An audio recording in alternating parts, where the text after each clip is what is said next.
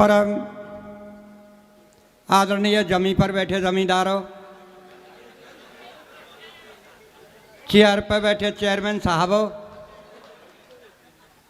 भ्रष्टाचार की तरह खड़े हुए नौजवानों,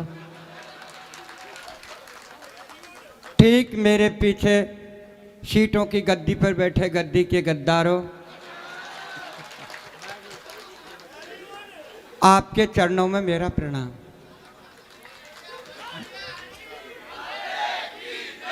भाई साहब, मैं बहुत सीधा साधा कवि हूं।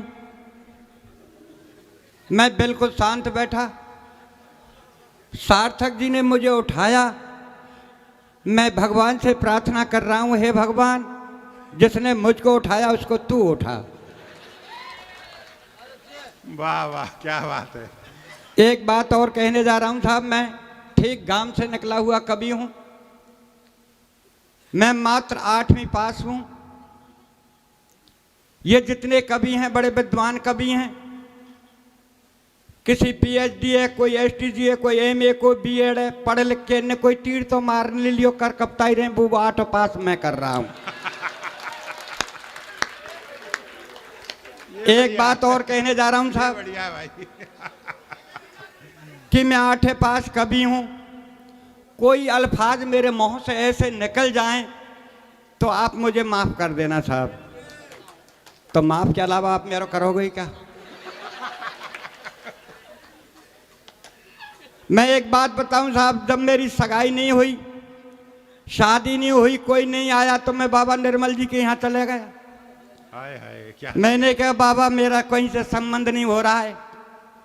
बाबा ने कहा बेटा तेरे जेब में क्या है? मैंने बताया बाबा फोटो है। बोल बता किसका है? उनको बताया। मैंने कहा अरे बोले ये तो अटल बिहारी वाजपेयी का है। बोले इसको पटक दे। तो मैंने कहा बाबा क्या रखूं? बोल दिग्विजय सिंह को धर ले। भाई साहब, जिस दिन से दिग्विजय सिंह का फोटो रखो, तमाम सगाई वाले आना शुरू हो गए। आमे चले जाए, आमे चले जाए साहब। एक दिन सगाई वाले जाने लगे, मेरे पिताजी ने उनको पूछा, बोले भाई साहब, बोला आपने लड़का देख लियो? तो सगाई बोले ठीक है हमने तो देख लियो, पर अब यहाँ को डॉक्टर को बताइयो। अरे डेगिया जी, आप एक बात बताएं, अगर फोटो दिग्विजय सिंह के से सगाई हो जाती तो राहुल गांधी ने पूरा ही रखा हुआ है। भाई राहुल गांधी का हो नहीं रहा है, उसमें एक कारण है। जब जब सोनिया जी भाषण करती हैं, जब यही बात कहती हैं कि बहु मत दो, तो राहुल बाबा को हुए कहां थे जब बहु मत दो ही के ही है। लीजिए साहब, मैं अपनी औकात पा रहा हूं। स्वागत है, स्वागत है।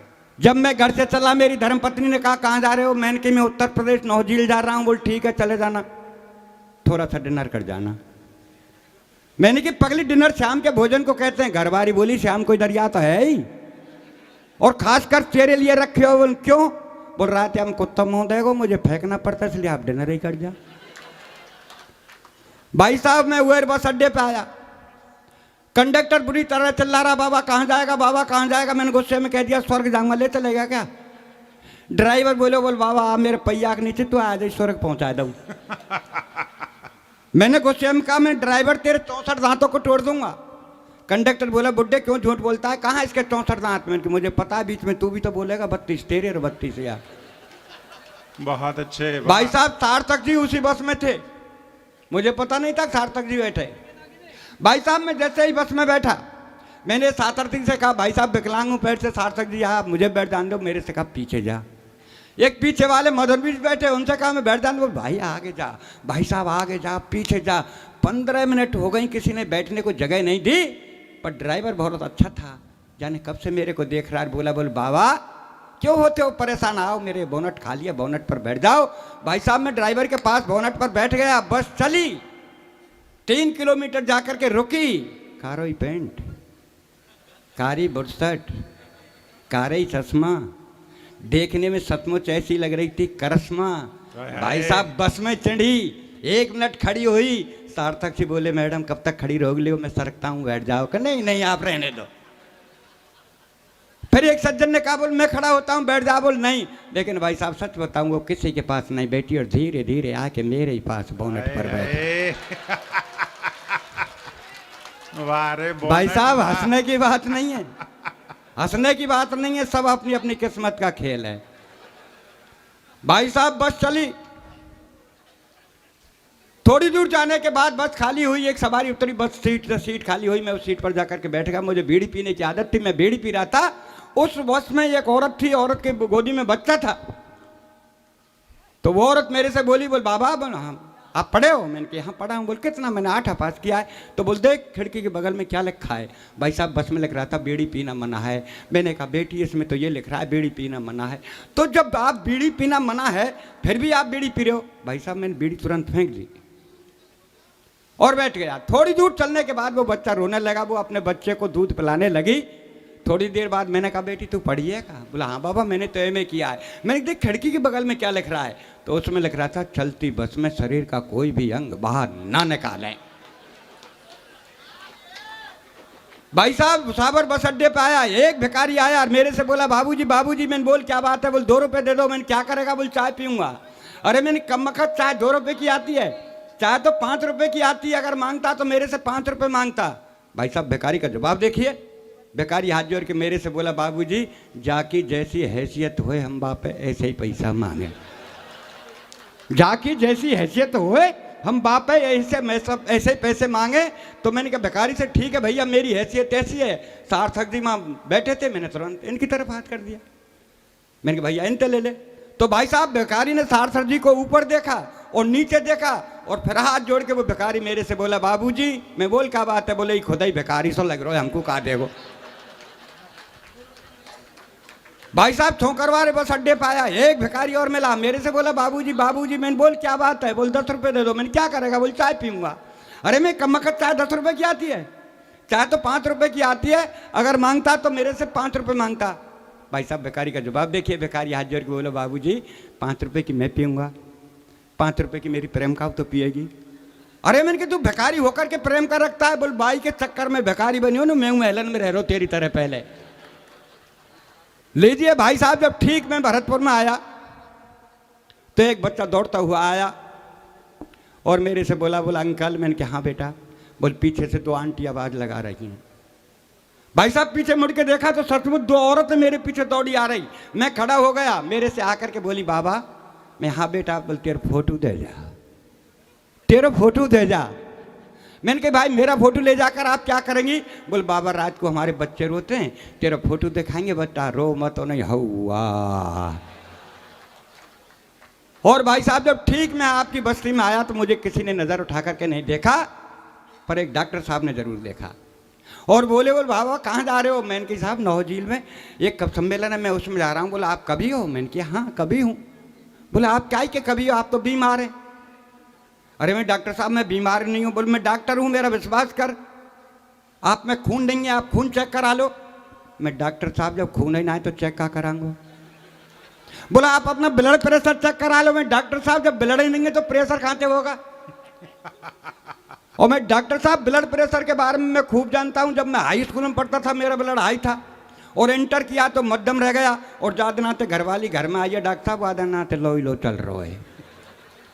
अब भाई साहब अच्छा लगा तो एक बार ताली बजा जाते मुझे और भी थोड़े अच्छा। लेकिन भाई साहब मैंने जिस दिन से लो चल रहा है, मैं डॉक्टर की सिरंज को तोड़ा। मैंने कहा डॉक्टर साहब आपके बजाय तो हिंदुस्तान के मच्छर अच्छे हैं, जहां वो काटते हैं तुरंत खून निकाल लेते हैं। माफ़ करना साहब मैं उत्तर प्रदेश के डॉक्टरों के बारे में कोई रचना नहीं पढ़ रहा हूँ।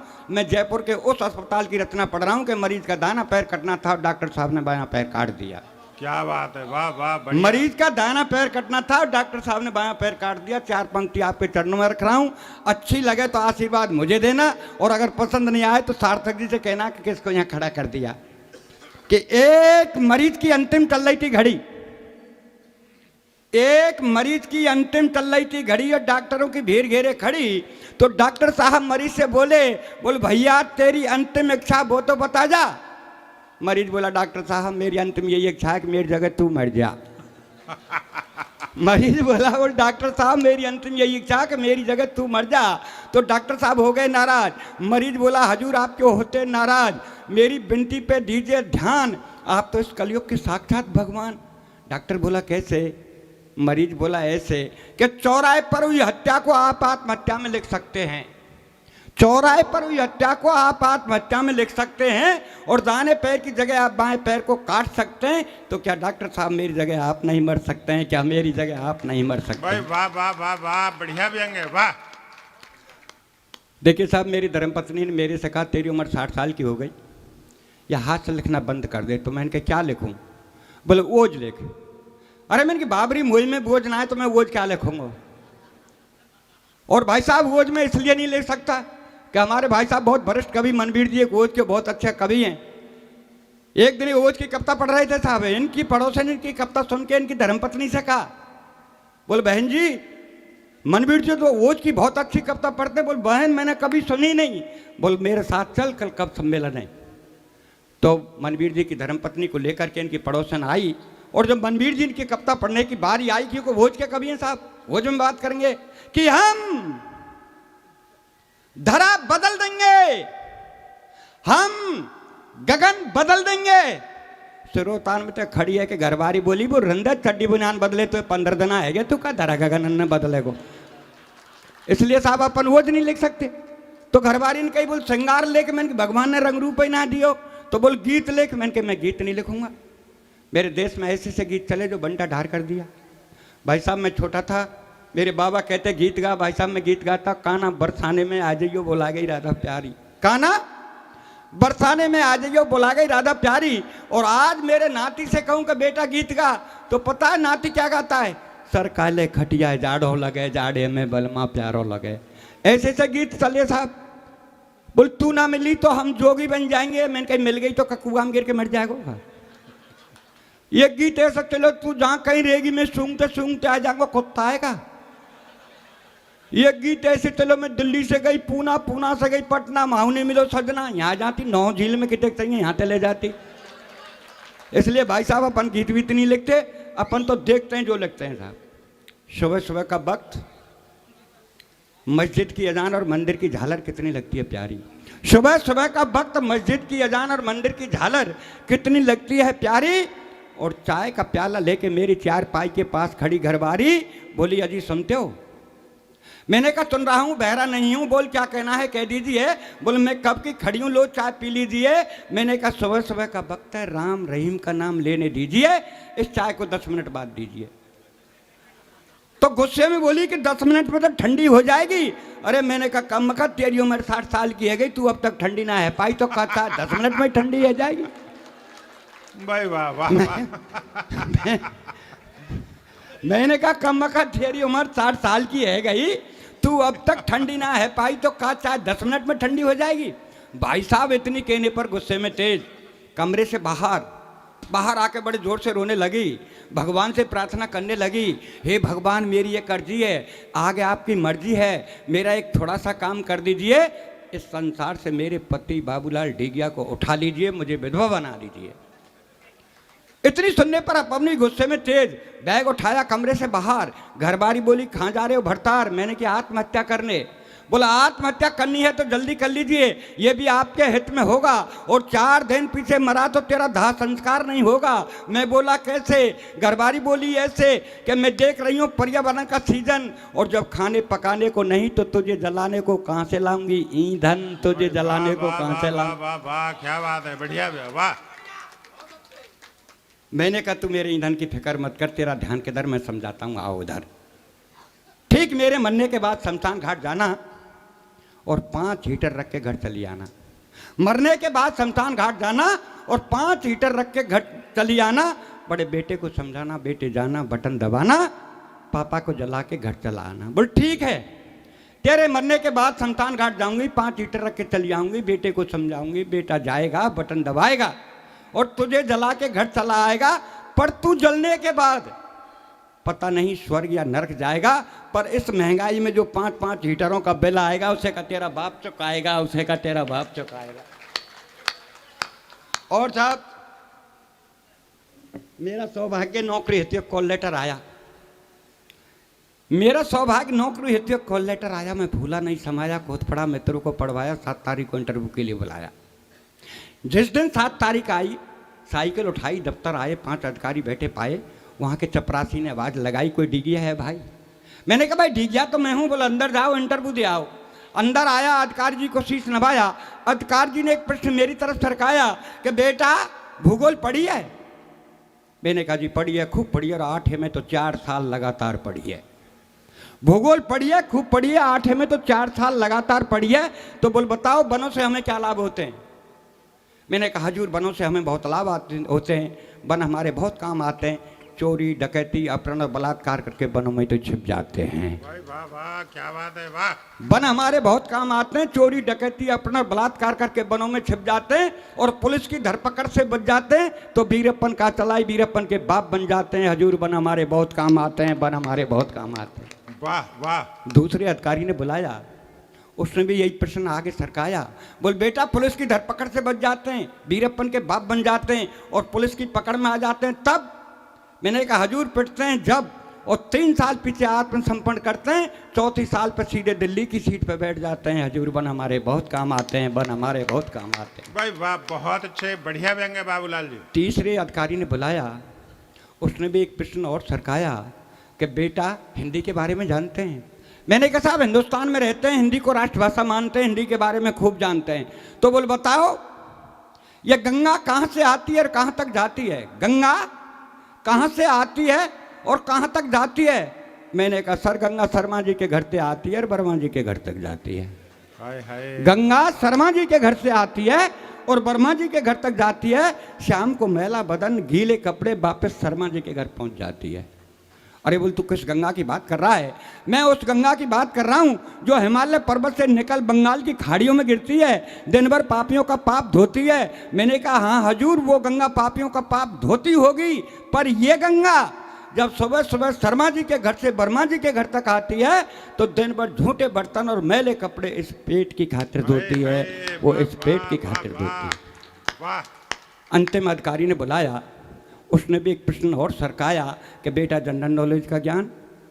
मैंने कहा साहब 100 नंबर में से 100 नंबर लाने वाला मैं ही हूँ एक जवान। तो बोल बता पद्मश्री अब की बार किसको मिली? मैंने कहा सर पद्मश्री तो अब की बार मुझे मिली। बोल पद्मश्री आपको? मैंने कहा जी हाँ। बोल कैसे? मैंने कहा ऐसे सर बैसाख में मेरी शादी हुई थी, मेरी धर्मपत्नी का नाम पद्मश्री है इसलिए मुझे मिली, पिछले साल का पता नहीं जाने किसको मिली।